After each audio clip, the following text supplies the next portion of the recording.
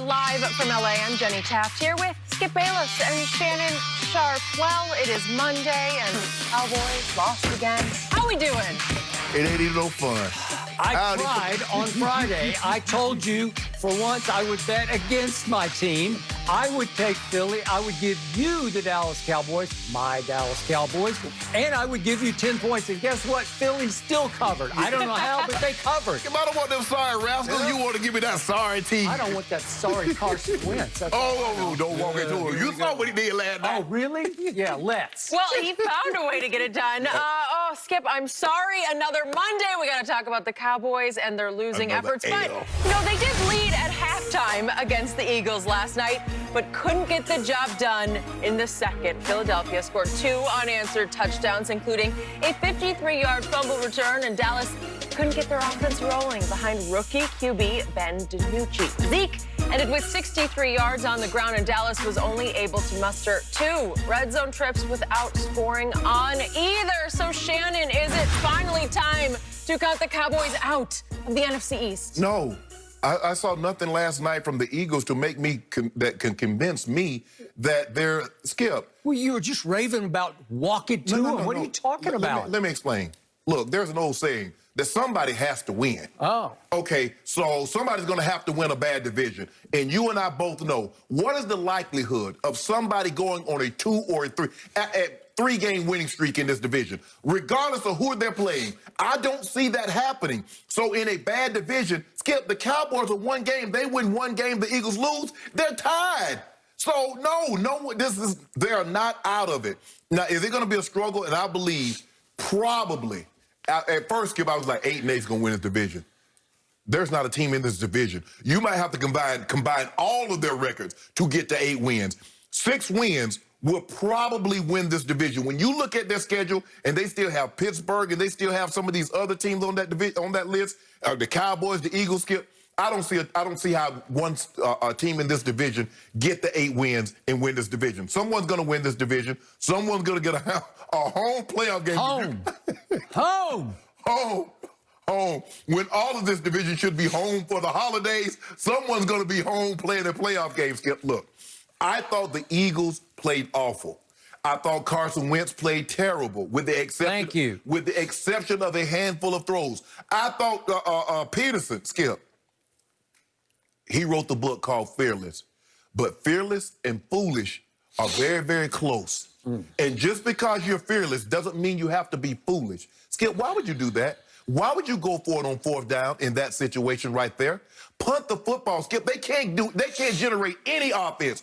Only way they can beat you is to turn it over, which you did that 4 times, give them a short field, and you see the guy kicks the field goal, they go in there at the half. I'm like, what are you doing? Okay, on 4th down. You got a guy that's 4th and 1, Skip. What the hell is Jalen? Why'd you draft Jalen Hurts? Did he watch anything Jalen Hurts do at college? Did he watch him at Alabama? Did he watch him at Oklahoma? A lot of the things that they have on 4th and 1 are tailor-made for him. And he drops back to throw the ball. I just don't get it sometimes, the game that he's calling. I think sometimes he wants to show the world, I'm just as good as Coach Belichick. I'm just as good as some of these, Andy Reid, some of these other coaches that you mentioned. Skip, he does some things that I'm like, are you out of your mind, Dougie P? What are you thinking? And then Wentz. Skip, I'm concerned. They won the game, but he'll make 5 plays in a game that will normally cost you a game. And the only reason, Skip, the only reason they won this game, they happen to be playing a team that's twice as bad as they are. Not 1 tier low, 2 tiers low. Because if you turn the ball over 4 times and you play any other team, Skip, you get mollywopped. They turned the ball over 4 times, and a lot of it was in negative territory, and they gave up 3 field goals. Now, y'all need to stop this, Skip. You do realize that y'all can play this game virtually. Because now y'all getting on the plane, going clear across country, kicking field goals.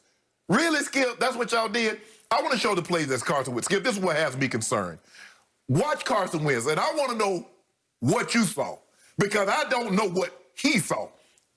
Jim, run the tape. Look at this, Skip.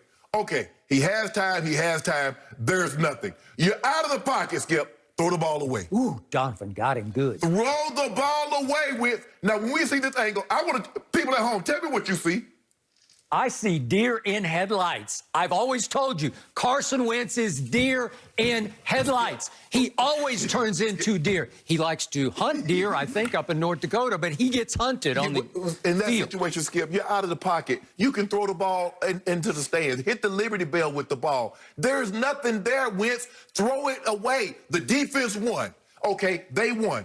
But then he'll come back and he'll do things like this. That's the same play. Just throw the ball away. He held on to it again. But Skip, and then you'll see throws like this. This is what can be said. See what I'm talking about? Now look at how he dropped this ball in the bucket.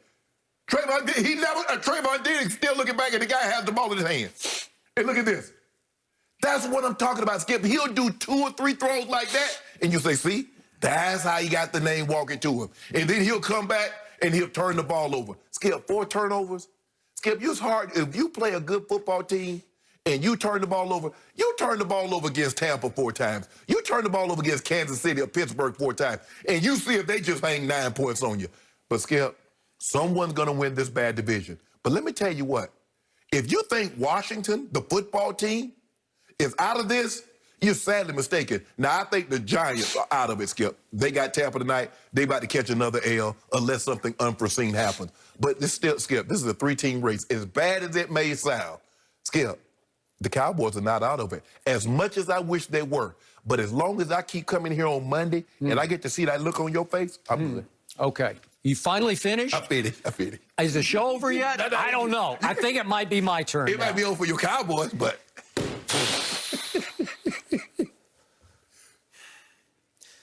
These Cowboys just will not leave me be.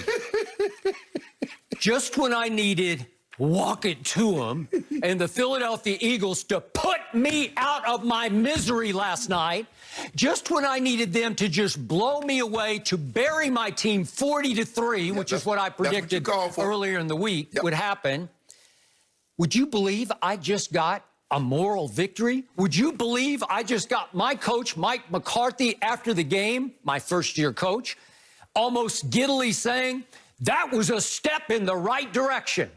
And guess what, ladies and gentlemen? After I slept on it, I must admit, I woke up this morning feeling dangerous. I'm talking about dangerously delusional because I'm in the shower getting ready to come in here and fight with you. And I'm thinking, wait a second, even though my team is now 2-6, even though my offense has scored 1 touchdown in the last 3 games, and that came in garbage time in a 38-10 embarrassment at the hands of Arizona on Monday Night Football. Right. The 1 touchdown.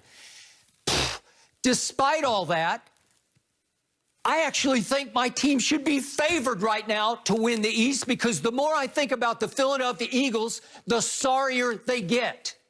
Last night, my team should have won the game with a 7th-round rookie whose initials are B.A.D. Benjamin Anthony DiNucci, old Nooch. He probably, almost certainly, played his first and last NFL game. And he should have won it. Andy Dalton would have won that game last night against not walk it to him Wentz, it's give it to him Wentz. Where are you going to go with that guy at quarterback? The guy you have told me is better than Dak Prescott, which is laughably wrong this morning. Would you believe that, oh, give it to him Wentz? Would you believe he now has 16 turnovers on the year through only half the year? Would you believe that give it to him Wentz has more turnovers by himself than 30 other NFL teams? Yeah.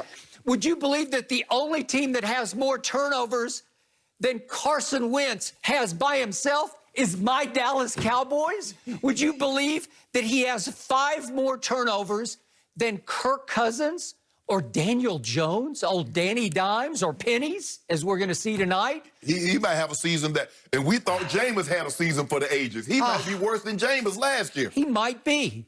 So would you believe that last night, I must admit it, delusional as I might be today, my defense actually showed signs of life? That's what you should be impressed with. I am. I can't help myself. I start flashing back to what I saw. I saw rays of hope.